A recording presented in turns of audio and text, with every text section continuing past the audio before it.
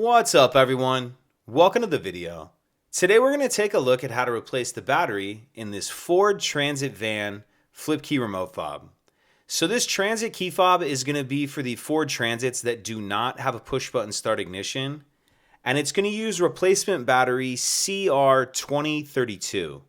I'll put a link in the description box of this video to where you can purchase these batteries if you're in need. The other thing I'm going to be using in order to change the battery is a small flathead screwdriver. So if we grab our key fob, the first thing we want to do is flip out the key blade. And then once the key blade is out, if we hold our fob with the buttons facing down and we grab our screwdriver, if we take a look up in the space where the key blade came out of, we see this notch right here that I'm putting the end of the screwdriver in. So what I'm going to do is put my screwdriver up in that notch and then get this started, and you can see this back cover starting to come up, and then you can kind of work your way over if you need to. And then once you get that cover loose, it'll pull off like that, and we can see the key battery right here. Then I'll use my screwdriver just to get under the edge of this battery and get it out of that holder.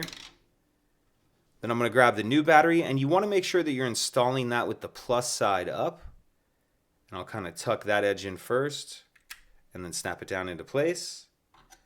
And then snap this back cover on.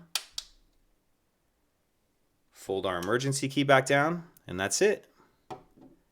If you could take a second to like and subscribe, it helps us out, and I'd appreciate it. Thank you.